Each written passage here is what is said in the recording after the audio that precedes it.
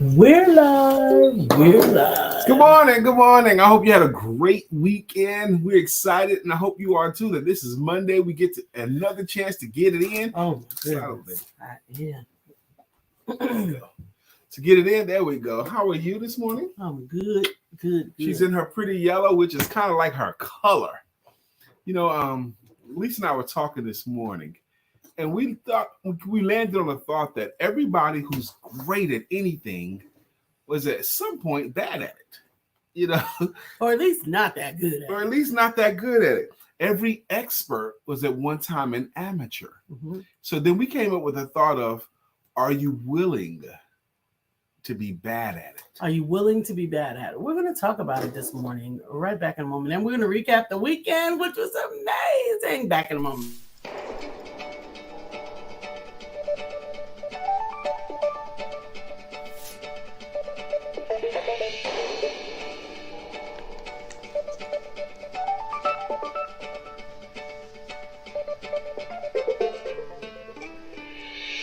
Good morning. My name is Bryant McNeill. And I am Lisa Santiago McNeill. And thank you for joining us on our show, Let's Talk About It. We come to each Monday through Friday right here on the SIBN network, on iHeartRadio, YouTube, TuneIn, as well as Facebook Live. Good morning. Good morning. Good morning. Like.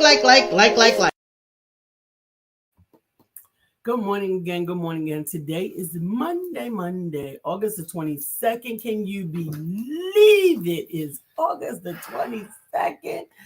Oh my goodness. Is it this week or next week that the kids are back in school here in Charlotte? I saw last week some kids went back to school. I know. In Greensboro. That's nuts. So it's probably this week or next week, definitely, like you said. Yeah. This week's I know the teachers and the administrative staff are back to school.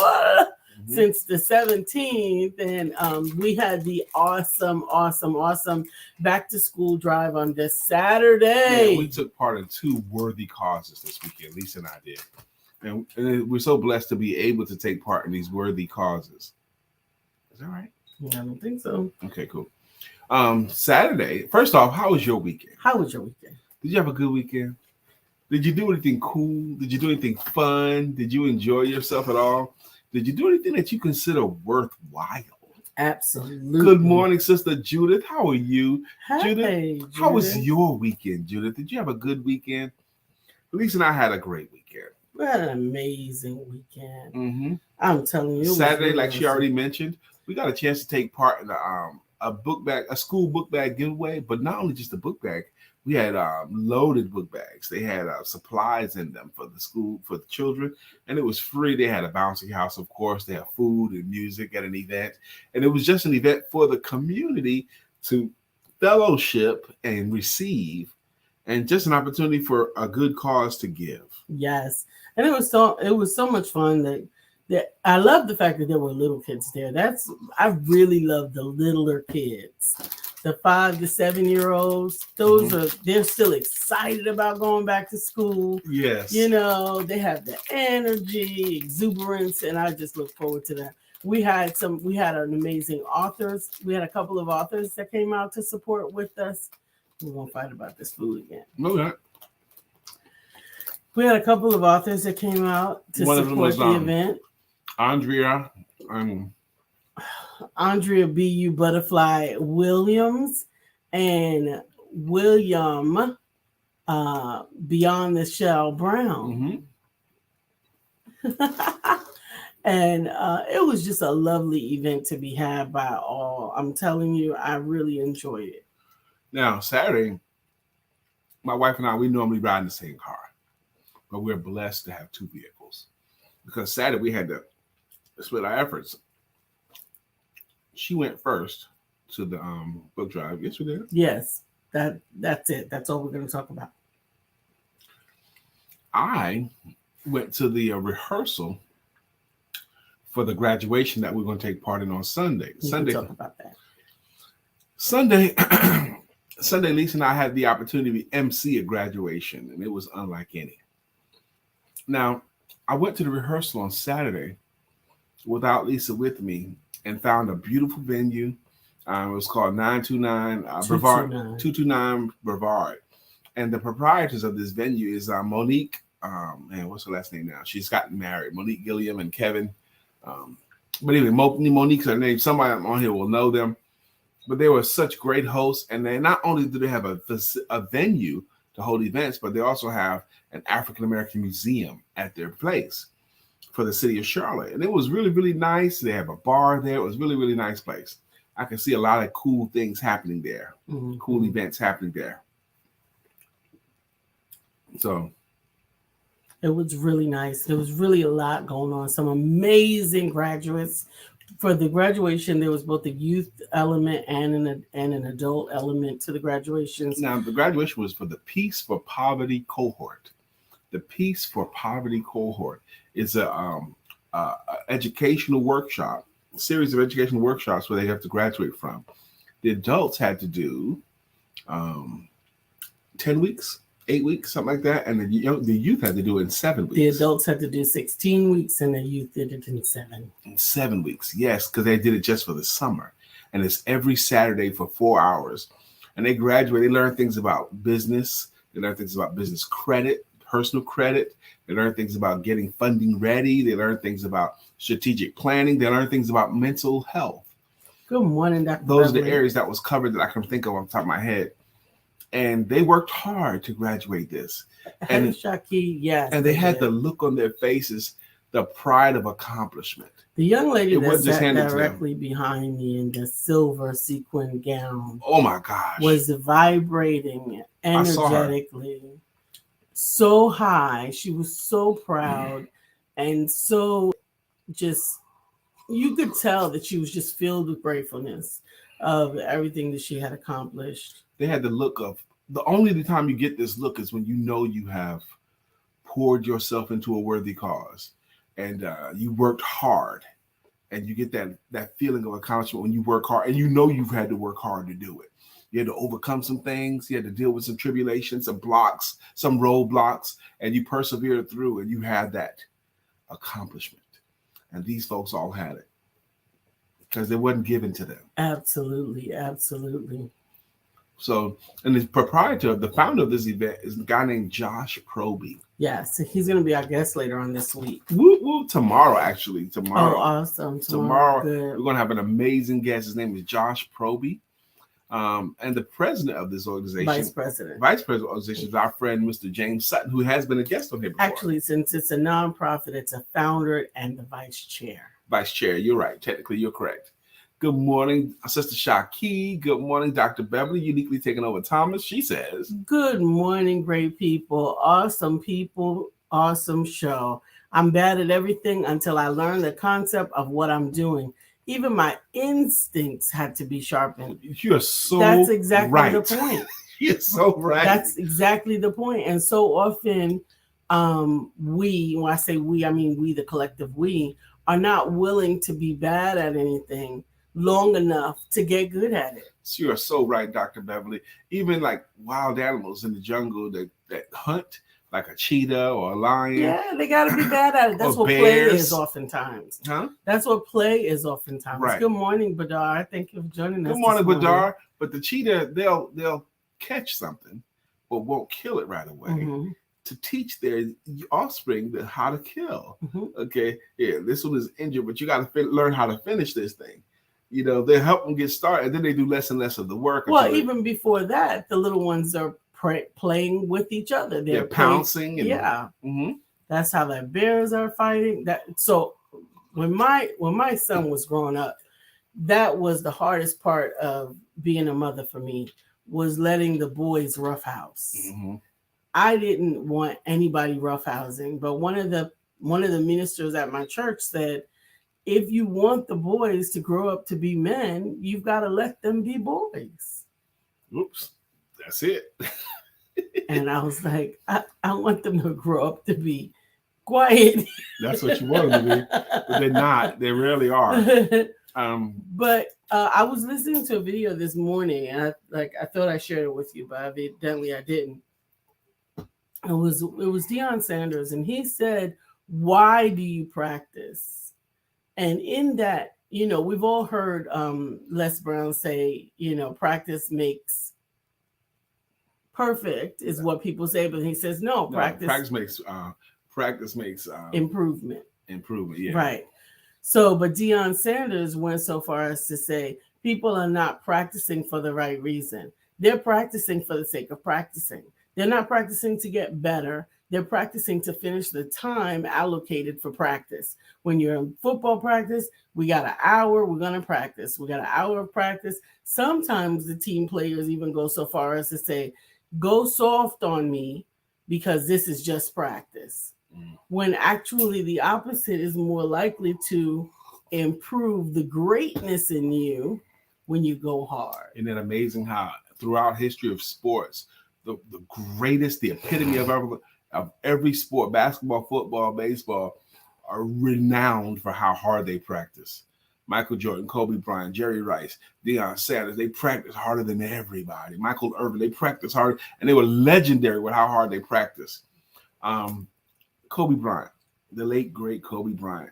The second player in the NBA draft one year was a guy named Williams out of Duke, okay? He's now an announcer, and he's pretty good. He was the second player picked out of the whole nation. And he knew he was good. They had a game against the Lakers. The Lakers came to his town. They had a game. And so he wanted to get in early because he knew he was going to play against Kobe Bryant that night. So he wanted to get in early practice by himself in the gym. So he goes to the gym, and he knows he's early. And Kobe's already in there working hard. And Kobe has like a lather going. Everything is soaked on his shirt and everything. Kobe had been working out. Obviously, he had been working out a long time.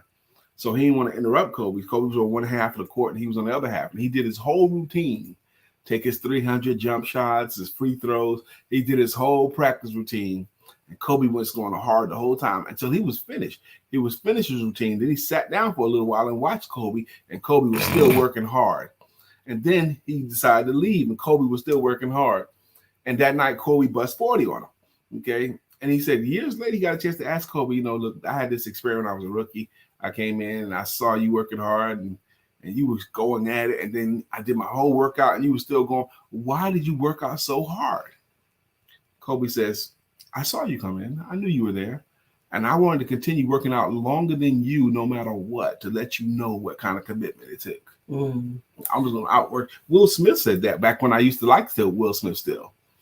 He said, if you and I get on a treadmill next to each other, two things. One is you're going to get off before I do, okay? Because I'm willing to die before I let you get off that treadmill before me. Goodness gracious. Shaki says her mom didn't like her dad roughhousing with her, but I was rough and I appreciated the roughhousing. It made me stronger and feel more empowered. Yeah. That's often something that girls don't have the opportunity to No, because there's too many places you can't touch. Well, no, not because of that reason, but just because you don't touch when you're roughhousing, you roughhouse. You can roughhouse without touching? You're fighting and tussling. What are you doing right now? I'm touching. That's called touch, baby. But anyway. I played tackle around the living room rug with my sons. I couldn't do that with my daughters. Oh, wow. Good morning, Miss Phyllis. She says she's on the way to South Carolina. Okay, you're on your way to South Carolina. South Carolina. She be moving. Raise up. Take your shirt off and twist it around your head, swinging like a roller. No, it's both. No, it's not. He does both. Look at Lisa Basin, y'all. See how she be yelling at me for the least little thing, the least little question. Boo, all of this. What the heck? I gotta get Take it down. I don't have to. Anyway, the topic. Are you willing to be bad at it? Are you willing to be bad at it? How willing are you to do something even when you're not the greatest at it? The greatest speaker, right? How willing are you to stand up in front of the room and be afraid with your knees shaking? Everyone who's achieved great levels of success at anything at one time was an amateur at it. Mm-hmm. At one time, they were bad at it, but they stuck with it. They stuck with it until my own journey. Right now, I'm a phenomenal sales coach. I'm a phenomenal salesperson, a rock star at it. I never ever meet anybody that I think has studied it and I worked at it as much as I have or better at it than me. But my first 8 months, and I use 8 months as my line of demarcation. My first 8 months was, I was horrible at it. I was the worst salesperson. I had no training. My training consisted of hang in there. They had a leaderboard in my office. They had the top salesperson. Every month they put the top salesperson's name on the top, then the second, third, all the way down to the 15th where I was. Okay, the 15th salesperson every month. And I would get lucky. Sometimes I'm the 14th month. But I was 14th person. Because they were absent. Yeah. Or something. I got crazy or something. But until I discovered by accident I discovered I went into a used bookstore just to get out of the heat. Okay, because I wanted their air conditioning. And my intention was just to kill time in a used bookstore perusing book titles. I ended up in a business section and I saw a book title that caught my eye. It said, How to Master the Art of Selling. I hadn't even thought that there might be a book on how to sell. For me, this is back in, when I was 23, 24 years old. I was 23 years old. I hadn't even thought about there being a book on how to sell. But I saw that book. It was listed for $5. I had $5 in my pocket, which is my lunch money at the time for the day. And I went to go buy that book. I flipped the book, but the page 4 was what really resonated with me. The 4th page, they had a subtitle, Why You Can't Fail in Selling. And in that moment, baby, I promise you, I needed somebody to tell me why I couldn't fail, because I was feeling like a failure in that moment. But the subtitle is Why You Can't Fail in Selling. Oh, and I started to read that, and I bought the book. I didn't have the money for the taxes, but I told the guy, I really need this book. And he said, sure, just take it. And happened to be the owner of the bookstore. His name was Stevens. The name of the bookstore was Stevens Bookstore. He was the owner of the bookstore. He was a believer too. Like if you wanted a Bible, you didn't have to worry about what the price was. He would just give it to you. Okay. Any Bible. Okay. So you could pay for it if you want to, but he would just give it to you if you didn't pay for it. But anyway, he gave it to me with $5. I didn't have to pay the tax on it, whatever that was. And I started to flip those pages, baby. And I was so green. I would do anything the book said. That's the place I was at. And that $5 was your lunch money. It was my lunch money, but it didn't kill me to not eat that day. I know, but it's still important to know that all you had was $5, and the choice was between feeding your mind and feeding your belly. I don't think that day I was even hungry for food, because when I went to a shade tree, and I parked my car under a shade tree, rolled the windows down, I started reading that book, and everything was new. Everything was like, wow, I never even heard these thoughts and concepts before. And I started to apply them, and I started to get a little bit better. Then I got another book. The next one I got was Zig Ziglar's Secrets of Closing the Sale. And then that's when I first heard about the thought, because none of the first book talked about closing. It talked about how to follow up, how to use a card system, 3x5 cards and a file system that obsolete now, but that's the Rolodex. The Rolodex. We're talking about how to use those things. Yeah, the Rolodex can be obsolete all at once. I love a Rolodex. Some people made millions of dollars. I still love it. I didn't get rid of my Rolodex until 7-8 years ago. Rolodex. Now, there was even a book called Rolodex written by Harvey McKay, who also wrote the book Swim with the Sharks. But anyway, Secrets of Closing the Sale. You talked about how to close a sale, how to overcome objections. What? Had you ever thought about that? The first CRM. Yes. 3x5 cards in a plastic recipe book box was another CRM that they had. But and then I got the third one, which was The Greatest Salesman in the World by Og Mandino. Really opened my eyes. It didn't talk that much about selling, but it talked about how to get yourself mentally prepared to be great. That's one reason why Lisa and I both love that book today. I think it does the very best job of preparing you. Yeah, it really does. The story really eloquently puts together the reasons that you must have. You've got to have a why. You may want this, you may desire to have it happen. You may have a desire to be great, but that greatness that desire has to almost exist beyond you. It can't just be for you. Yeah. And if it's just for you, it's not enough. It's not enough. It's not enough juice. You got to have a cause or a reason. Josh Proby and Peace for Poverty. .org. Yeah. Peaceforpoverty.org. What an amazing cause. We're going to talk more about it tomorrow because we're going to have Josh as our guest tomorrow. So, but we're going to do that tomorrow. But it's an amazing opportunity to provide skills and training, entrepreneurial and life skills. It's both. It's entrepreneurial and life skills. It's mental health skills. It's coping mechanisms. Yep. It's business building. All of these skills through a program, a 16-week program for adults and a 7-week program for the children or for the young adults. And it is about preparing them not just for the future, not just for adulthood, but for success in life. In business. They assisted with improving credit. Oh my gosh, how many stories did you hear about people who now have 700 credit scores that didn't have 700 credit scores before? You know, we heard a bunch of those stories. It was just a great time. And praise God that Lisa and I were equipped and ready to be the MC of this event. We did wear our all white with our white Pumas again, Sister Shaki. Yes, we did. I like that uniform myself.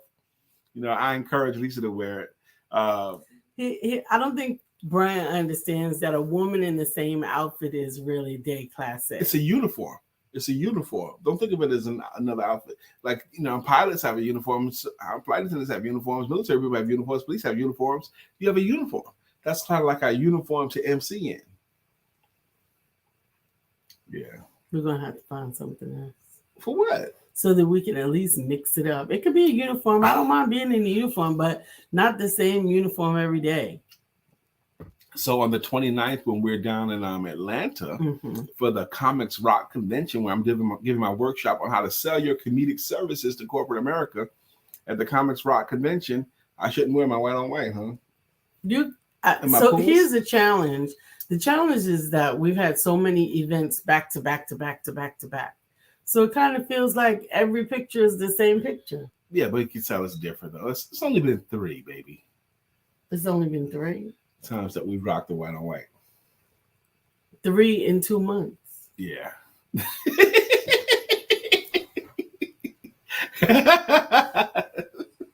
That's right. It's been 3 in 2 months. That's right. I guess that's a bit much. Okay. Like today, I'm going to do some recordings of some stuff. And I decided to wear this, okay? Because white, the purity color, and brown is the friendly color. So I'm going to do some recordings in this outfit here today. Maybe I might switch because I got to do 4 today, I think. 4 recordings. So I'm good. Why would I do such a thing? Because I want to be great at my craft. Are you willing to be bad at it? We talked about that this morning also with regards to getting some of these audiobooks completed. We know the process, and I have produced them before, but in order for it to get done, it has to get done. And I tried it before, but I wasn't good at it before. Well, there's some of the not good at it before is in comparison to whom. So sometimes we're comparing ourselves with someone's Hall of Fame activity. Right. And with my fledgling beginning activity. Right. With your what do you call it? T-ball activity. So you gotta kind of allow yourself the grace to start where you are and improve going forward. In 2017, when I last remember trying to 2017. That's the last time I remember trying it. I'm more mature now than I was then. Praise God. Yeah. Yep, I am more mature now than I was then. So how was your weekend, Shaki? How was your weekend, Miss Phyllis? How was your weekend? Lisa and I, we worked all weekend, man. It was great. You know, I enjoyed it very much. Shaki, did you go to Mad Miles Run this weekend? Ooh. I actually thought about you this weekend. I was like, somebody talking about that too this weekend somewhere we were. Really? Yeah, they was talking about that. Mad Miles Run Club. But you know, even though our weekend was busy, baby, I liked the weekend that we had. I thought both opportunities that we had a chance to show up at were worth our time. They were worth it to be there. Oh, we got another busy weekend ahead of us as well.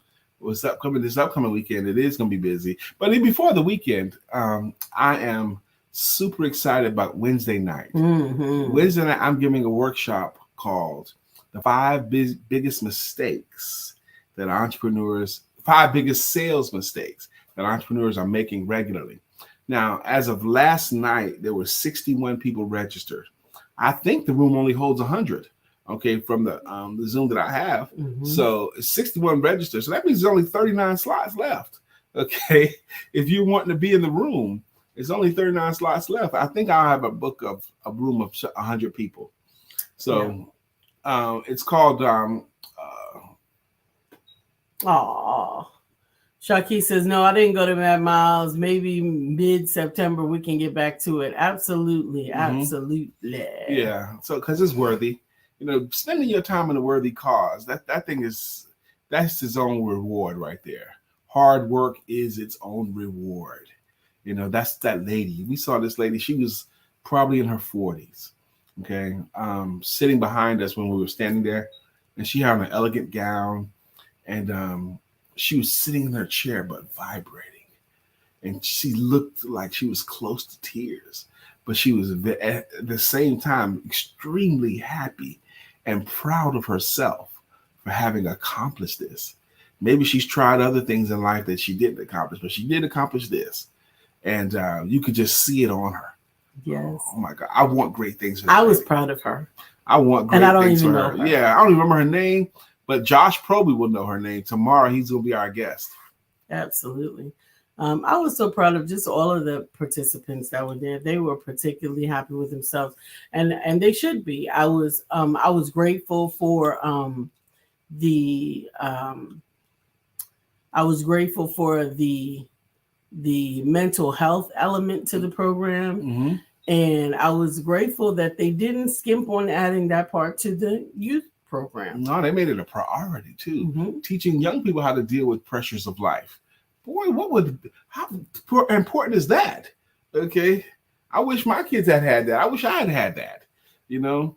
And they're going to add an element too about how to sell yourself and your services, because Lisa and I, we've talked about it a couple of times, and we're going to raise our hand and we'll take part in it too, because it's worth it. It's a worthy cause. You know, maybe Lisa can do some stuff too, differently than my sales part. Maybe. Put on the spot, y'all. But anyway, I want to say this too about tomorrow's show. Tomorrow we're going to have a special guest. His name is Josh Proby. Now, Josh Proby, look at him today, you ain't going to be able to tell what he's been through. But he served 12 years in prison. And he wrote his first book while he was in prison. And he hatched this idea for this Peace to Poverty cohort educational program while in prison. And when he got out of prison, he had an opportunity. There was an opportunity for him, like within a month after he got out of prison. Lisa and I she talked about this, and I want her to talk some more about it. That flap of the butterfly wings. We just so have happened to decided to do an author showcase featuring ex-cons. Okay, and we asked around and we found out about this guy named Josh Proby. He wrote a book while in prison, so we put him on, and that's where we met him for the first time in face-to-face. But go ahead and talk about that butterfly flap, if you will. That's got to be Brother Mark. Right, I'm not seeing any of the comments. It is Brother Mark. I don't know why you can't see him. So, what are you trying to see? I mean, what do you? Here it is, 6 comments, but I can't see them. They said there's 6 comments, but I'm not seeing them. Here they go. I don't know why you can't, but you can't keep trying to get them. You can't keep trying to get them while we're live. Okay, you gotta be here. All right, baby. We did get Dr. Bell. We got Vidar. We got Miss Phyllis. Mark Greer. Why'd you hand it to me? Why didn't you just read it? I'm trying to bring you back into the world. I mean, you could have just read it yourself. Mark Greer says, good morning. To the question today. Personally, I am not willing to be bad at anything. Some will say you can't be good at everything, but that wasn't the question. For me, just how I'm wired, I am not willing to be bad at anything because that means quitting. I may not be good at first, but I will be great at the end of the day. Again, this is my own personal wiring. Everyone sees things from their own perspectives. I am not willing to be bad at anything because I demand to be great at anything I choose to do. To some, that is arrogance. To me, that is committing to the excellence that God has placed in you. Case closed. Now, I read that in the stylings of Mr. Mark Greer, and he said case closed, but even before I finished reading it, I knew his case was closed. He meant that. Mark meant what he said. He was not joking. Okay, he meant that. Oh my goodness. I want to figure out how to get to I can't even read the chat on mine now. It's okay. Facebook has been going through some things with us. Yes, Mr. Mark Greer. And I appreciate your perspective very much. His perspective. We have another friend who says all the time, I never lose anything. Okay? I never fail. I never fail. I either learn or I win. Mr. James Sutton Jr. Mm-hmm. I either learn or I win. Okay. Mm-hmm. And even some of the classes I gave in Denver, they've hit me back. I taught them the win or losing day formula. They've renamed it to winning or learning formula or days, winning or learning days. Okay. Yeah. I had a conversation with someone this week that sometimes the words we choose create the impact necessary for those particular words. It doesn't mean that we are affording ourselves to losing. It's just because to say anything other than losing implies that losing is not an option. And I understand that you don't want to lose. But if you end up today, at the end of the day, not having executed the immense greatness that I know that you're going to accomplish, it's still not a failure, but you get the opportunity to build from there. And if you're not willing to accept that as a possibility, sometimes people will not be willing to try.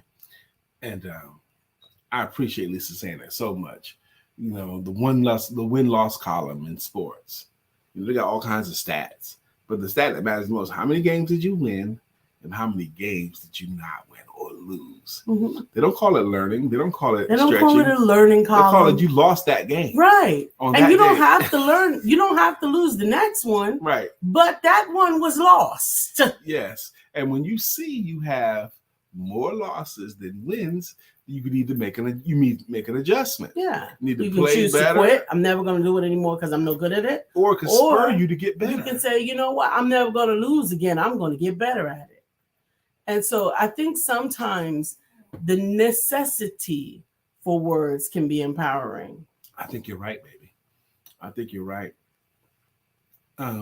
Because I told them when I taught them this, it doesn't take long. It doesn't take that many days before you're tracking. If everyone has a learning day, then who's going to want a winning day? Right. Oh, well, I learned something today. Good. You lost. You lost. You lost today. Oh, you can't take learning to the bank. Yeah. And sometimes that's not the most important thing. I think you're right. But sometimes it is. Because I was telling them, it doesn't take long when you're tracking W's and L's to see, is this a brag-along because of so many W's or an embarrassment board? Right. It almost, Mark Greer, I'm going to ask you, is there value in being personally embarrassed? Absolutely. You say absolutely, and I'm with you on that. But Mark Greer just espoused his theory. You know, is there value in that? Now, we're not saying embarrassment before man, because so you don't have to care about that. It could be for yourself. Like if you yourself know you could do better. Yeah, that's the part. When you know you didn't perform the way as good as you could. And it may be that this is something that I have been recently challenged to deal with. My thoughts and my words are not as sharp and swift as they used to be. Now, to some people, they're still sharp and swift, but I know they are not. I know that I am straining to bring a thought together. I know that I'm straining to think of the right word. I know that I have better words than the words that I am espousing right now. And that may not seem like losing to someone else, oh, she's doing the best she can. No. And I have to every day give myself some challenging moments, some time to know that it's not great yet. But my first inclination was, well, if it's not great, it's not going to be at all. I'm not going to do anything. You reminded me of stories of great concert pianists and violinists. And they say things, different variations of this, but they know during a performance if they're not at their best. Even if no one in the audience knows. Absolutely. The audience can't tell. The audience think it was phenomenal, but he could tell. Mm-hmm. I wasn't as good today. I could tell. And in some cases, you don't even want the compliments when you know that makes sense to me. That when you know that you haven't been your particular best, you know that. But I had to come to the understanding of my process that while it's not the best, it's the best that I can do at this moment, recovering from a serious illness that impacted the way that my brain processes things and the way that my lungs work. Okay. For some reason, you were on the edge of the screen like that. That's not right. Yeah, because you want all of the screen. Are you better now? That's better now, yes. You need to have some centering. Okay. But it's not, it has been a process of accepting that my best is not the best. My current best is not the best. That you have been doing. No. Yes. But it's pretty damn good. It's good to the outside, from the outside in, but it's really not good.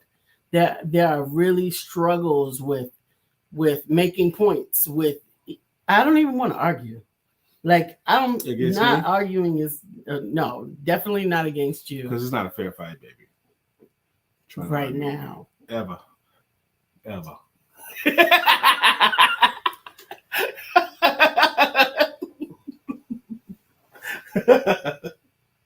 I'm excited about today. But are you willing to be bad at it? Now, today, back on Brother Mark's thought, he's not willing to be bad at it because he's determined. And because of what he decides. Okay, but if you've never played the violin before, but you desire to be a great violinist, the first time you pick up that violinist and learn how to position it on your chin and learn how to hold the bow, the first strokes you make they're not going to sound like music, okay? Because you don't have any touch yet. You haven't developed the touch yet. You haven't developed how hard to press or how long to stroke or any of that stuff. You don't know. Okay, if you never captained a boat, if you never drove a plane, if you never drove a plane, yes, drove a car, everything is going to have some less optimum opportunity for showcasing your abilities. Now, maybe the word bad is one that you want to back up from. That's fine, okay, but it ain't good.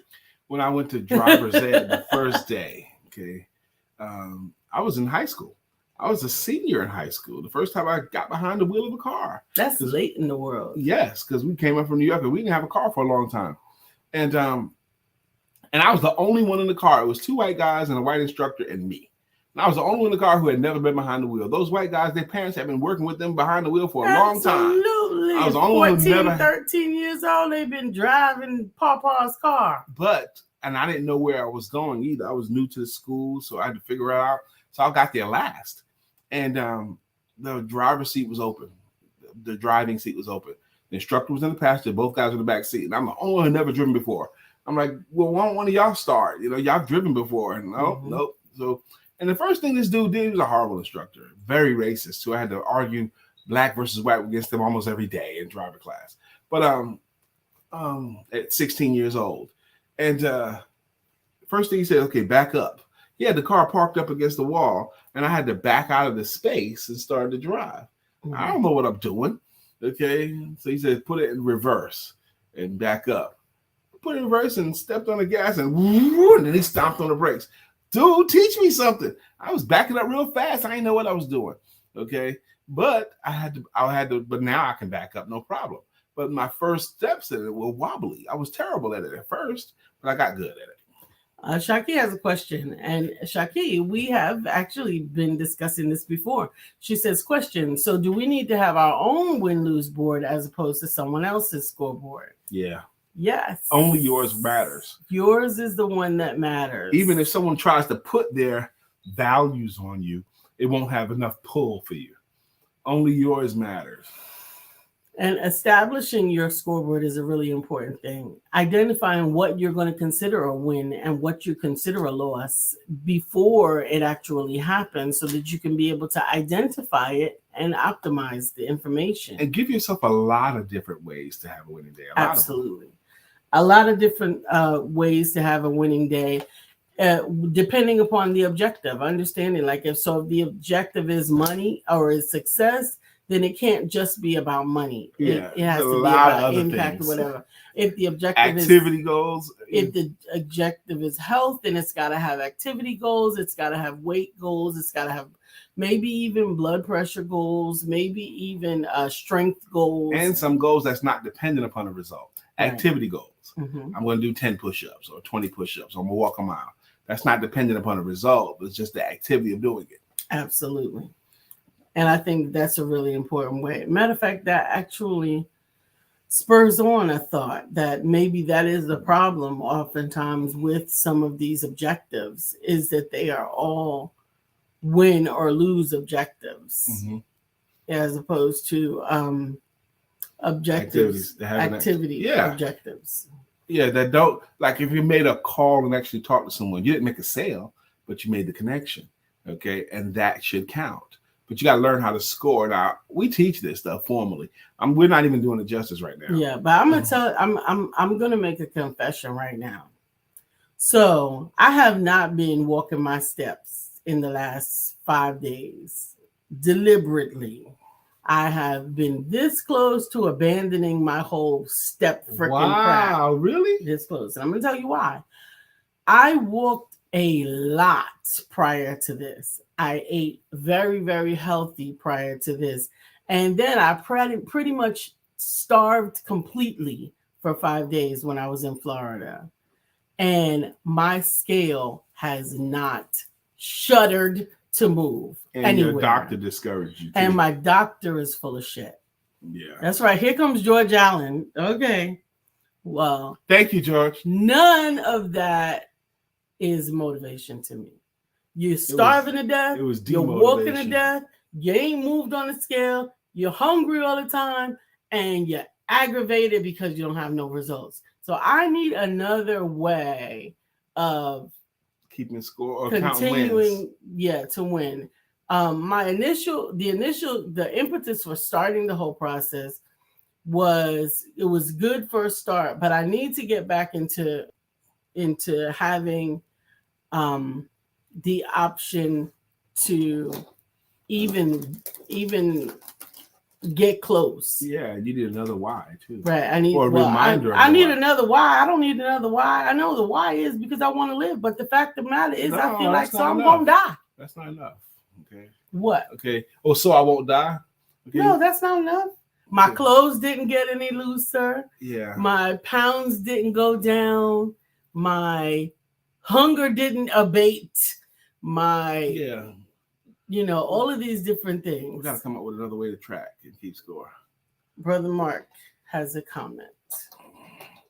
You gonna do it or you want to do it? No, you can do it.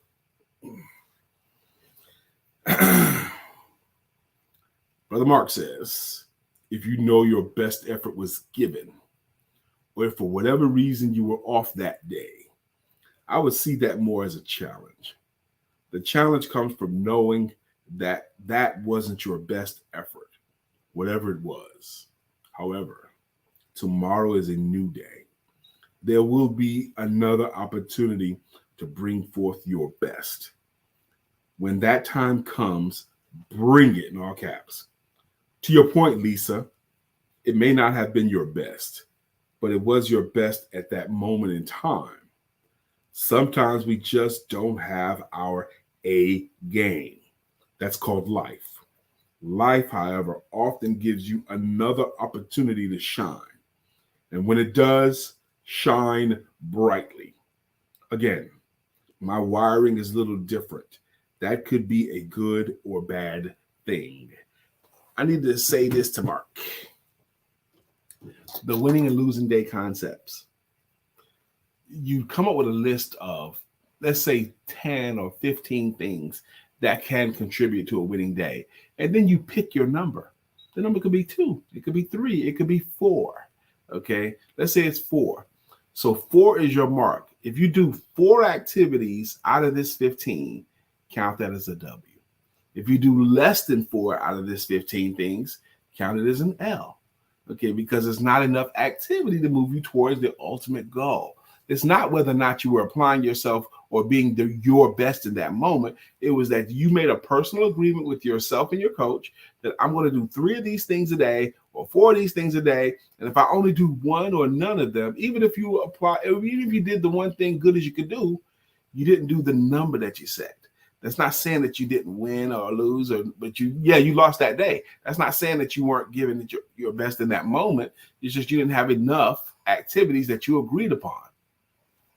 Shaki says, my skill hasn't moved either, Lisa, but I see some reshaping starting. I can run up the stairs without feeling like I'm dying. And I think there are other physical benefits that I don't know is happening. I had to tell myself I don't control when results show, but I have a head knowledge that our habits show results, good and bad. Yeah, that's great. Good, Shaki. You can run up the stairs without feeling tired. Okay, tangible. She knows what she used to feel like running up the stairs, and now she feels different running up the stairs. Okay, yeah. I wish with all the activity that Lisa's been doing, those 10,000 step days, those 7,500 step days, those 40 minutes on the treadmill, I wish instantly you saw that result. Okay, but that's just not how it works. And Shaki had to learn to tell herself that's not how it works. That's not how it shows up. That's not the schedule. Yeah, I guess. I haven't got there yet. George Allen says, mine hasn't changed either, but I feel great. Good for you. Mm-hmm. I feel deprived. I feel like I haven't had bread or rice in a million years. And I feel like I have eaten liquid and frozen water for the past 6 weeks. And my blood pressure is now better. Yes, it is. No, that's because of the medication. That's not because of the activity. Because the moment that I missed the medication for 3 days, it was back up. So none of that is helping me. And I apologize. I'm not trying to be a Debbie Downer. I'm just trying to be realistic. So that if there's someone that has something that I'm missing, that they could afford it to me. And Shaki says, and my resting heart rate has improved. That's from her cardio activity, I suspect. Mm-hmm. I don't know. But anyway, I'm proud of you. Yeah, I'm listening to what Lisa said today, and it makes me concerned. I want to figure out a way to be helpful if I can. I'm not always able to be helpful, but if I can figure out a way to be helpful, I will. The show has gone by. We haven't done the greeting songs yet. We don't have that many to do, but we will do them. Let's go ahead to the top, baby. For some reason, on my page, I'm not able to see any of the comments or nothing. Well, we are going to the top. We have Dr. Beverly. Dr. Beverly is on the show. That's our greeting jams. We have Shaki. Guess who's back? Back again. Again. Shaki's back. Back. Tell a friend. Shaki's back. Shaki's back. Shaki's back. Shaki's back. Shaki's back. I created a monster. Good morning, Badar. Good morning. Miss Phyllis is here. Miss Phyllis is here. So clear the way. Miss Phyllis is here. Now we can all have a great day. Mark Greer's here. Mark Greer, yeah. Mark Greer and Chef Rabbit here too. Mm-hmm. Mark Greer's jam is so wide you can't get around it. So low you can't get under it. So high you can't get over it. Mark Greer is under a groove. He's getting down just for the funk of it. Mark Greer is under a groove. Nothing can stop us now. Yes. We got Chef Rev on here. And Shaki also says, don't quit, Lisa. I need you to. But maybe you don't have to be so strict with the diet. Yeah. And maybe a little more meditation. I meditate every day for hours. But remember when we were vegan for those 10 months in 17? 10 months. We were very militant about it. Yeah. Okay. And we would be angry if they didn't have vegan options at a restaurant or a party or whatever, but we wouldn't eat. We weren't going to break it.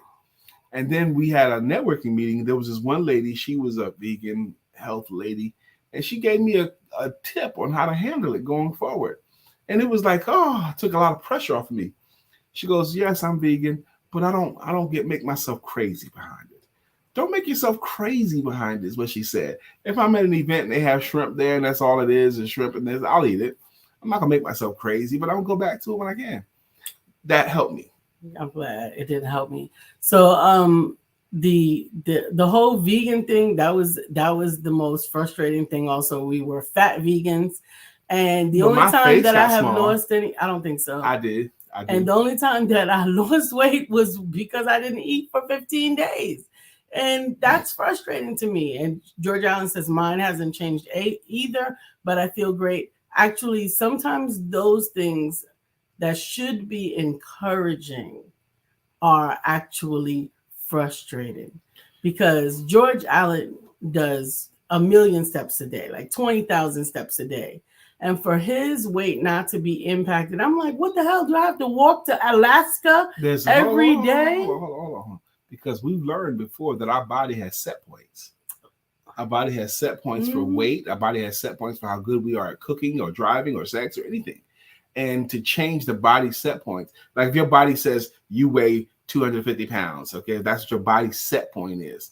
And if you start meeting that with a great increase of exercise and a much lower calorie intake, your body will make an adjustment to make you stay at the weight that your body has set for you. Mm-hmm. And the way you change the set points is you have to keep giving your body new information for long enough. Mm-hmm. So in order for your body to set point to accept it, you have to keep going. It might take a year of doing this for your set points to change. Good luck with that. We need to do George Allen. So yeah, we got you. We weren't going to quit. We know we had you, and I was going to do it. But his song, we need to do his song. His song goes like this. His name is George Allen, but he's also Chef Rev. And it goes like this. Why must I eat like that? Why not hire Chef Rev? He puts the good food in me. Nah. Yeah, man, we're going to do your jam. Of course we're going to do your jam. Right after Mark Greer. I needed a moment or two after doing Mark Greer's jam, Chef Rev. That's what But I don't believe that I'm going to quit. But I have to say that I have really lost a lot of momentum. Not momentum, confidence in the whole process. Oh, yeah, we're going to work on that. So, man, if you guys have any ideas about how to help Lisa in this moment, please bring them forth. We're going to have to get out of here. What's this Mark saying? I can't read it on my phone. Just my wiring one more time. Okay. Go ahead. I woke up this morning. That's not what he says. I'm not reading it like that. Just my wiring one more time. I woke up this morning. Today is already a win for me. Okay. Anything I do on this day or any day is made possible from the fact that I am alive. I get your point about the number of things on the list to get done. And Lisa, don't get frustrated. Don't give up. Don't get caught up in the noise. Whatever you're seeking to accomplish, ask yourself, am I worth the effort? And if your answer is yes, keep pressing on, my sister. Find what works for you. You've got this one, my friend. Am I worth the effort? Is a good question. So the question that I think is better is, what are you seeking to accomplish? So you gave two great questions. That's the part that frustrates me. The only thing that I'm seeking to accomplish, and this may seem vain, and this may seem... It's okay. Well, however it seems, but the only thing that I'm seeking to accomplish is to lose the weight. Everything else is ancillary. Okay. Lower blood pressure, great. No diabetes, wonderful. All of those things are ancillary to me. And the vanity in it is that I'm aware of it. I'm aware of that vanity. Okay, I think that's a purpose for you. Okay, I like it though. Actually, I like you being able to solidify it to that thing. I like knowing that. I like knowing that actually. So we got to get out of here. Today is an important day for us. This is Monday. I hope you consider today, like Mark Greer was saying, I hope you consider today an important one too. Yes, you are alive. You have another opportunity to be great. I often say, Lisa concurs, Monday is the most important day of your work week. Not your life, just the work part, because you are more than what you do. So I'm looking forward to an important day. We got a lot of things I want to get accomplished today. Absolutely. And when I end today, when I lay my head to go to sleep, I want to go to bed thinking I got done everything that I wanted to get done today. That's how I want to go to bed tonight. Yes, absolutely. And while you're at it today, in all of your doing, don't forget to have sex. Have a beautiful day.